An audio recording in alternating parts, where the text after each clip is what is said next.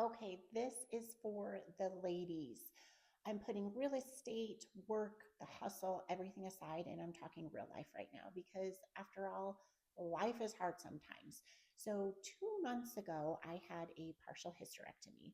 And I am talking about this because I'm sure that there's plenty of you women who have gone through this or maybe thinking about starting the process to make a decision whether this is what you should do or not. So, if I can shed any insight, I would love to do so because as I was trying to make this decision, it was really hard for me to find anybody who had gone through this or just finding the information that I needed to make this really big decision.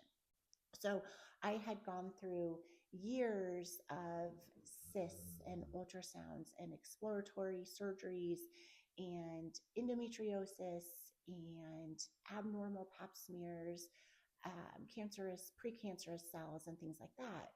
And so this year, as I'm starting to go through that again, my doctor was like, okay, I really think you need to consider this. And I just did a partial, so I have my ovaries. My husband is probably glad about that, so it doesn't set me right into menopause. However, I definitely am experiencing some effects of it. So, going back, I am very glad that I did this. I wish that I knew a little more as I was trying to make this decision as to whether this was the right thing or not. But it definitely was. However, there's a few things that, if you're thinking of this, you need to be aware. One of them is it doesn't necessarily take you right into menopause if you are not already going through menopause. But I did start getting hot flashes. My sleep was so bad. Like, that is a real thing.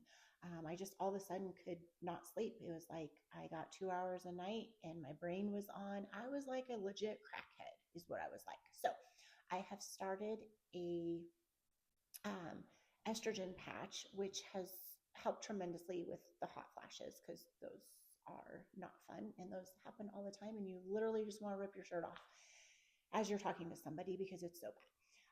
And then I did start progesterone for the sleep, and that's new. I've not been on that for very long, but that's helped significantly. So I just wanted to share this journey. I know when you hit your 40s, all kinds of things start happening, and it's a real thing, and it's not talked about. And I was kind of embarrassed about going through that. I'm not really sure why, because I actually feel really, really great. So much of my pain that I was having has subsided, which is really, really good. There's a lot of other things that I'm very grateful for. Like, I feel good. Like, it's a hard, it's just really hard to explain. But if you're going through perimenopause, or you are having any of the issues as I explained, you definitely understand just not feeling like yourself. So I do feel really great in all of those ways. It was just an adjustment, as my body was needing a little more oomph.